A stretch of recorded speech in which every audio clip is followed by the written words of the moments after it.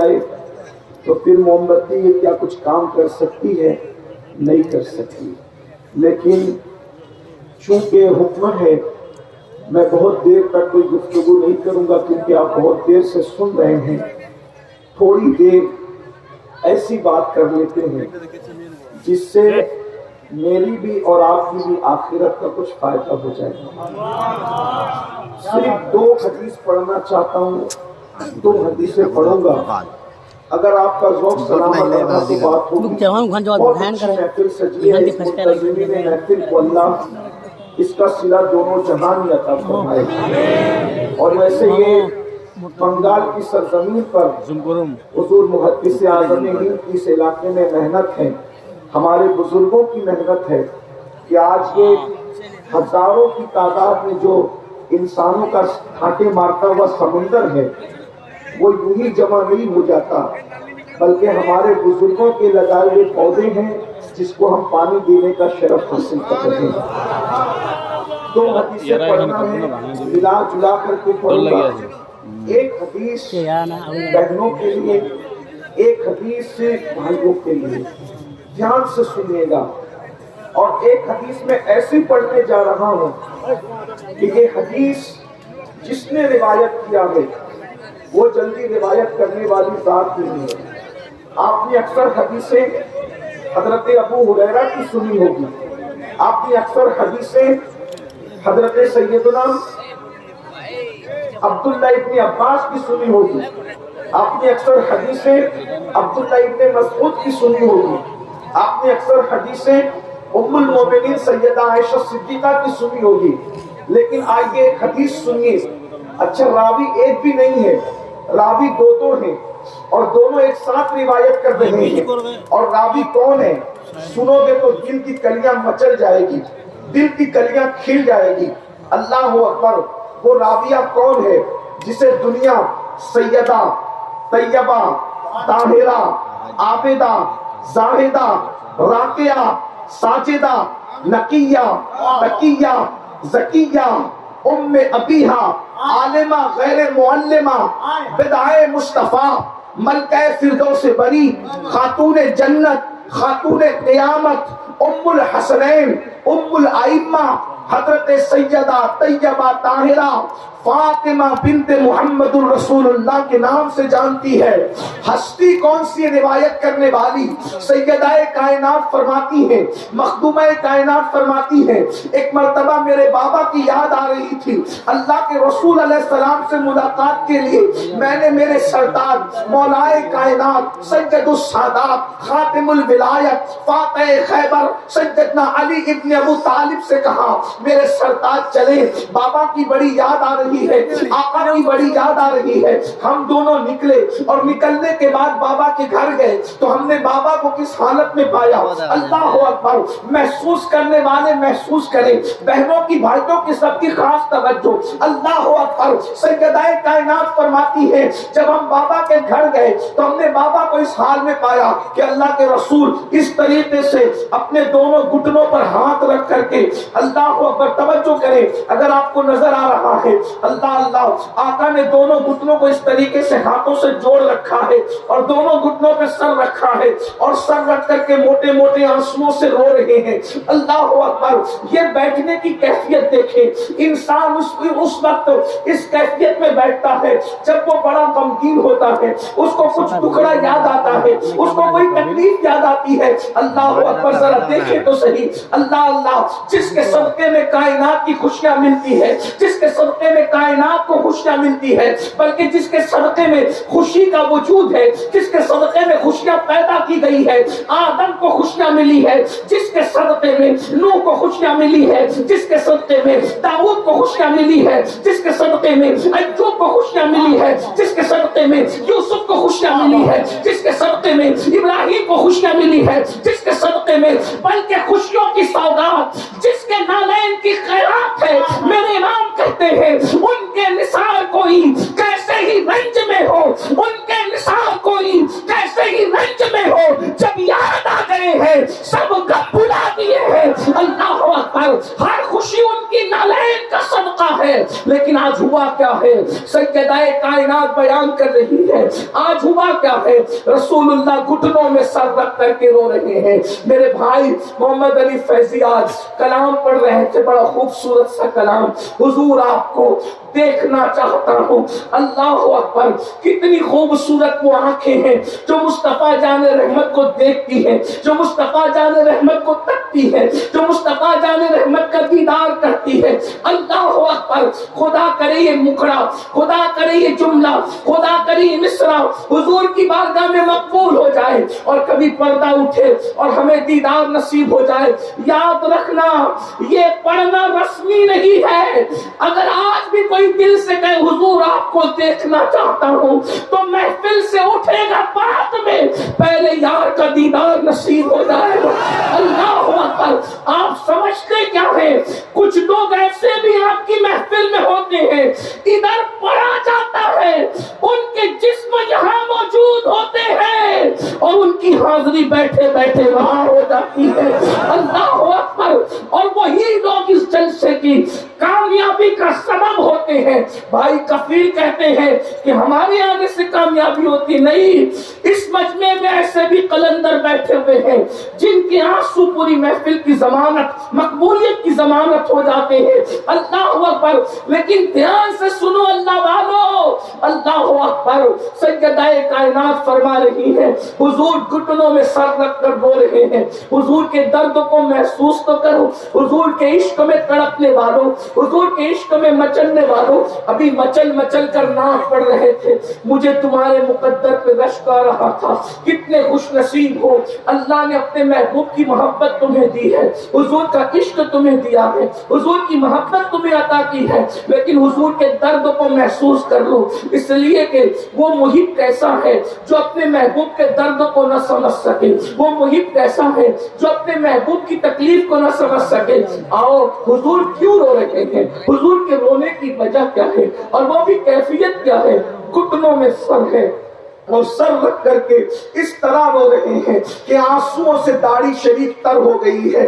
اللہ اکبر، سیدہ نے سلام کیا، مولائے کائنات نے سلام کیا، حضور نے سر اٹھایا، سیدہ کا استقبال کیا، اس لیے کہ میرے آقا کی عادت تھی ہمیشہ میرے سرکار سیدہ کا استقبال کرتے تھے۔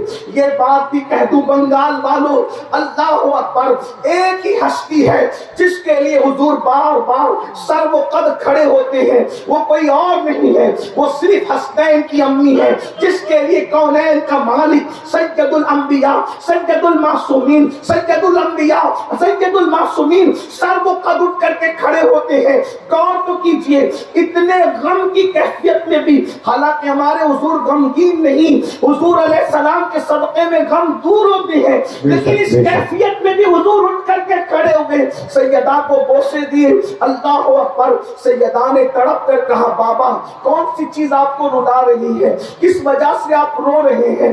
آقا اس طریقے سے رو رہے ہیں، تنہائی میں بیٹھ کر گھٹنوں پہ سر رکھ کر موٹے موٹے آنسوؤں سے رونے کی وجہ کیا ہے؟ تو میرے سرکار نے اپنی شہزادی سے کہا فاطمہ تم نے پوچھا ہے تو میں تمہیں بتاتا ہوں، میرے رونے کی ایک وجہ ہے، میں معراج پر گیا تھا، معراج پر جانے کے بعد جب میں نے جہنم کا مشاہدہ کیا، جب میں نے جہنم کو دیکھا تو جہنم کو دیکھنے کے بعد آج وہ جہنم کا منظر مجھے یاد آ گیا ہے، آج وہ جہنم کا منظر مجھے یاد آ گیا ہے۔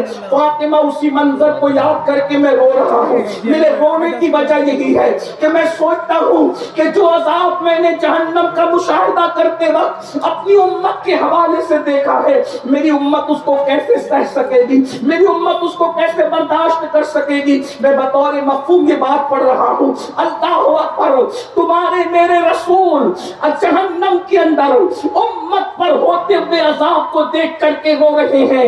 میرے بھائیوں، گناہ کر کے تہتہے لگانے والوں، گناہ کر کے ہنسنے والوں، حضور کو جو چیز رلا رہی ہے وہ کیا ہے؟ اب ذرا دھیان سے سنو، اللہ اکبر، میرے آقا رو رہے ہیں۔ سیدہ سے کہا میں نے جہنم کا جب مشاہدہ کیا تو میں نے کیا دیکھا؟ اب ذرا آقا فرما رہے ہیں جو مشاہدہ حضور نے کیا، فرما رہے ہیں، فرمایا میں نے جہنم میں کچھ عورتوں کو، پہلے تو فرمایا میں نے سب سے زیادہ جہنم میں جن کو دیکھا وہ دو لوگ ہیں، ایک تو عورتیں ہیں، ایک تو عورتیں ہیں، اور نمبر دو کچھ غریب مرد ہیں، مفلس مرد ہیں۔ اللہ اکبر، اس کی تشریح اگر نہ کروں تو آپ الجھن میں پڑ جائیں گے۔ حضور نے غریب مردوں کو کیوں دیکھا؟ اس لیے کہ غربت کبھی کبھی انسان کو کفر تک لے جاتی ہے، غربت کبھی کبھی انسان کو چاپلوس بناتی ہے، غربت کبھی کبھی انسان کو چوری کرنے پہ مجبور کرتی ہے۔ بنگال والوں، اس لیے میری گزارش ہے غربت سے نکلنے کی کوشش کرو، غربت سے نکلو، مالدار بننے کی کوشش کرو، لیکن مالدار حلال سے بننے کی کوشش کرنا۔ اللہ اکبر، سود کے پیسوں سے مالدار نہیں بننا، چوری کے پیسوں سے مالدار نہیں بننا، لوگوں کا گبن کر کے مالدار نہیں بننا، محنت کر کے مالدار بنو، خوب ترقی کرو۔ اللہ اکبر، یاد رکھیے اللہ اللہ ستاروں کے آگے جہاں اور بھی ہے ابھی عشق کے امتحان اور بھی ہے، تو شاہی ہے، پرواز ہے کام تیرا، تیرے سامنے آسماں اور بھی ہے۔ میری قوم کے جوانوں یاد رکھنا، جتنے وقت میں موبائل کھیلتے ہو، گیم کھیلتے ہو، اتنا ٹائم بچا کر کاروبار میں لگاؤ۔ اللہ اکبر، لوگوں کا بوجھ اٹھاؤ، لوگوں پہ بوجھ نہ بنو۔ پھر میرے آقا نے ایک بات یہ بھی فرمائی، میں نے جہنم میں سب سے زیادہ مقرر لوگوں کو دیکھا، خطیب لوگوں کو دیکھا، اور ان کے ووٹ آپ کی کینچی سے کاٹتے ہوئے دیکھا۔ یہ وہ لوگ تھے جو لوگوں میں جا کر کے فتنہ پروری کرتے تھے، ایسے عنوان پہ تقریریں کرتے تھے جس سے امت لڑے، جس سے قوم میں جھگڑا پیدا ہو، جس میں قوم میں اختلاف پیدا ہو، جس سے قوم میں انتشار پیدا ہو۔ اللہ اکبر، یہ بات بھی آپ کو کہہ دوں میرے بھائیوں، یاد رکھنا پوری امت متحد تھی اس پر کہ رسول اپنی قبر انور میں زندہ ہے، لیکن کچھ مقرر ایسے پیدا ہوئے جنہوں نے آ کر یہ فتنہ چھوڑا کہ معاذ اللہ وہ تو مر کر مٹی میں مل گئے۔ ایسے لوگوں کے ہوٹ آگ کی کینچی سے کاٹے جانے والے ہیں۔ اللہ اکبر، پوری امت اس بات پر متحد تھی کہ رسول اللہ کو جہاں سے پکارو وہاں سے حضور سنتے ہیں، لیکن کچھ مقرر آئے اور انہوں نے کہا نبی تو دیوار کے پیچھے کی خبر نہیں رکھتے، ایسے بدبخت لوگوں کی باتیں نہ سنا کرو۔ ایک بات اور بھی عرض کر دوں، پوری امت صحابہ کو جیسے چاہتی تھی ویسے اہل بیت کو چاہتی تھی، جیسے اہل بیت سے پیار کرتی تھی ویسے صحابہ سے پیار کرتی تھی، لیکن کچھ لوگوں نے فتنہ چھوڑا کہ معاذ اللہ یہ ایسے ہیں اور وہ ویسے ہیں۔ یاد رکھنا صحابہ ہماری ایک آنکھ ہے، اہل بیت ہماری دوسری آنکھ ہے۔ ہم جتنا پیار نبی کی آل سے کرتے ہیں اتنا پیار نبی کے اصحاب سے کرتے ہیں، جتنی عزت نبی کے اصحاب کی کرتے ہیں اتنی عزت نبی کے اہل البیت کی کرتے ہیں، اس لیے کہ ہمارے یہاں عزت کا معیار کسی کو تولنا نہیں ہے۔ دنیا میں وہ ترازو پیدا نہیں ہوا جو ابو بکر صدیق کو تول سکے یا مولا علی کو تول سکے، اور ترازو میں علی و صدیق کو تولنے والا جب نبی کی نالین تولنے کے لیے کوئی ترازو پیدا نہ ہو سکا تو جگر گوش ہے مصطفیٰ فاطمہ الزہرا کی عظمت کو تولنے کے لیے ترازو کہاں سے؟ نعرہ تکبیر، نعرہ رسالت، عظمت صحابہ، عظمت اہل بیت۔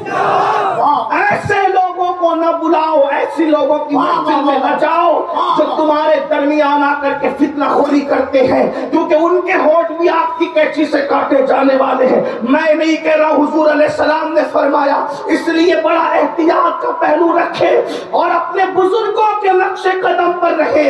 ہمارے بزرگوں نے نہ افراط کیا نہ تفریط کیا، جو عظمت رسول اللہ نے اہل البیت کو عطا فرمائی ہے وہ اہل البیت کے پاس ہے، جو صحابہ کو دیے وہ صحابہ کے پاس ہے۔ نبی نے کیا دیا صحابہ اور اہل بیت کو؟ ایک جملے میں کہہ دوں، جو سمجھ سکتے سمجھ جائیں گے، ہمارا عقیدہ اہل سنت کا واضح ہو جائے گا۔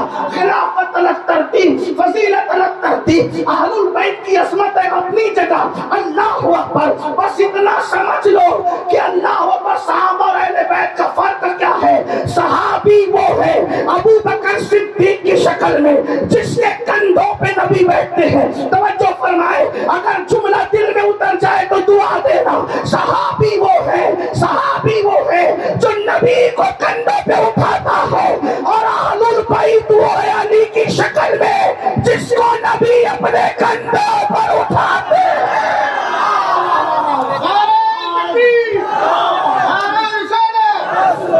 جس نے نبی کو اٹھایا ہے وہ بھی بلایا نہیں جائے گا، جس کو نبی نے اٹھایا ہے وہ بھی بلایا نہیں جائے گا۔ جو نبی کو گود میں سنائے وہ ابو بکر کا بھی جواب نہیں ہے، اور جو نبی کے بستر پہ سو جائے۔ نعرہ تکبیر، اور ہاتھوں کو اٹھا کر نعرہ تکبیر، نعرہ رسالت، ذکر خلیفہ اول حضرت ابو بکر، نعرہ حیدری، نعرہ حیدری۔ مولا نے جس کی جو شان تھی اس کو وہ دیا، اب مولوی بیچ میں ٹپ ٹپ کیوں کر رہا ہے؟ میرے تمہارے کرنے سے کیا؟ جس کے جو کندھا بیٹھنے کے قابل تھا اس پہ بیٹھ کر بتایا یہ صدیق افضل البشر، اور جو بٹھانے کے قابل تھا اس کو اٹھا کر بتایا یہ جس کی گود میں سونا تھا اس کی گود میں سو گئے، اور جس کو اپنے بستر پہ سلانا تھا اس کو اپنے بستر پہ تقسیم ہو گئی۔ اللہ جی آپ کا کوئی کام ہی نہیں ہے، آپ کو کیوں زکام ہے؟ نبی نے جس کو جو دینا تھا جو دیا۔ سب نبی کے لیے کھڑے ہوئے اور نبی سیدہ کے لیے کھڑے ہوئے۔ لوگ نبی کے لیے منبر چھوڑتے ہیں، نبی حسنین کریمین کے لیے منبر چھوڑتے ہیں۔ جو دینا تھا فضیلت الگ ترتیب، خلافت الگ ترتیب، یہ بس ہمارا۔ آج ہم عقیدے کے فیصلے کریں، عقیدے کے فیصلے جو 1450 سال پہلے ہو گئے، جس کو 14ویں صدی میں امام نے کہا تیرے غلاموں کا نقش قدم رائے خدا، وہ کیا بہک سکے جو یہ سراغ لے کے چلے، اور جنا بنے گی محبان چار یار۔ ہم ایک دو کو نہیں مانتے، ہم تو نبی کے چاروں یاروں کو مانتے ہیں، اور چاروں یار کو نہیں بلکہ نبی کے سب یاروں کو مانتے ہیں۔ اور جو چار یاروں کو مانتا ہے اس کی قبر، وہ جنت میں جائے گا تب جائے گا، لیکن اس کی قبر بھی جنت بنے گی، اس کی قبر بھی جنت بنے گی۔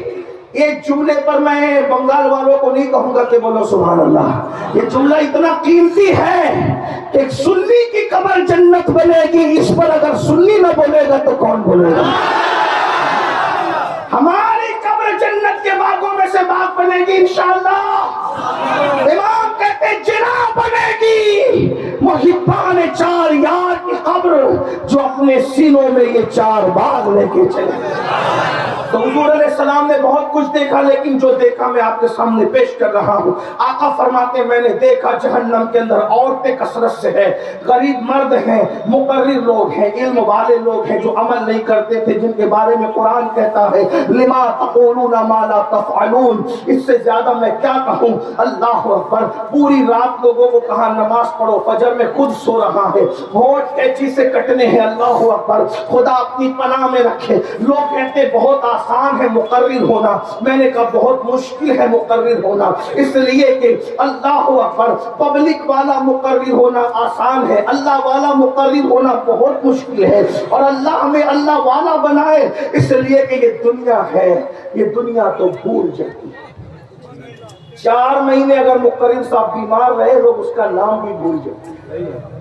یہ دنیا اتنی بے وفا ہے، جو اللہ کو بھول جائے اس نے مقرر کو کب یاد رکھنا ہے؟ جو قوم اللہ کو بھول رہی ہے وہ مقرر کو کب یاد رکھنا ہے؟ جو قوم اللہ کو بھول رہی ہے وہ پیر کو کب یاد رکھنا ہے؟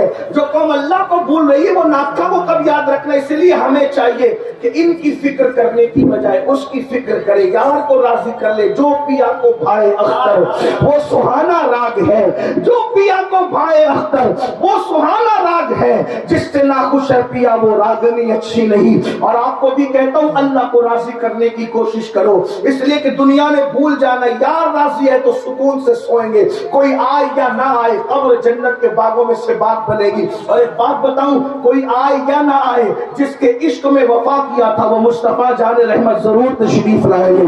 یہاں کہتے ہو نا حضور آپ کو دیکھنا چاہتا ہوں، وہ تمہاری قبر میں آ کر کے دیدار کرائیں گے، ایک بار نہیں بار بار کرائیں گے۔ جتنا عشق ہوگا اس کے مطابق دیدار نصیب ہوگا، اور صرف ان کا نہیں ہوگا، ان کی آل کا بھی ہوگا، ان کے اصحاب کا بھی ہوگا۔ جیسا عشق ہے ویسی بات ہے۔ تو میں عرض کر رہا تھا، میں بات طول نہ دیتے ہوئے، بات بالکل طول نہ دیتے ہوئے طویل ہو جاتی ہے، عادت بگڑی ہوئی ہے، خدا کرے یہ عادت بھی سدھر جائے۔ اللہ اکبر، توجہ کریں، آقا فرماتے ہیں ہم نے جہنم کا مشاہدہ کیا تو دیکھا کچھ عورتیں اوندھے منہ جہنم میں لٹکی ہوئی ہیں، ننگی عورتیں اوندھے منہ جہنم میں لٹکی ہوئی ہے، ان کا سر نیچے ہے، ان کے پیر اوپر ہے۔ اللہ اکبر، کہاں؟ جہنم میں۔ اگر کمرے میں بھی کسی کو اوندھے منہ لٹکا دو میرے بھائی، کسی کو کمرے میں بھی اوندھے منہ لٹکا دو تو اس کا حال کیا ہوتا ہے؟ اگر سجدہ 10 منٹ کا ہو جائے تو بھی سانسیں اکھڑنے لگتی ہے، ہاتھ کا وزن بے چین کرنے لگتا ہے۔ لیکن اللہ اکبر، پہلے تو جہنم کی وادی، اس میں عورتوں کا اوندھے منہ نیچے سر اوپر پیر، ننگے بدن اوندھے منہ لٹکنا، اور پھر بالوں سے ان عورتوں کو باندھ دیا گیا تھا۔ اللہ اکبر، وہ عورتیں چیختی چلاتی تھی۔ میرے آقا نے فرمایا، میں نے پوچھا جبریل یہ کون عورتیں ہیں اوندھے منہ جہنم میں لٹکی ہوئی ہے؟ اگر تمہیں بھی اپنی ماں سے پیار ہے تو ان تک یہ بات پہنچانا رسول اللہ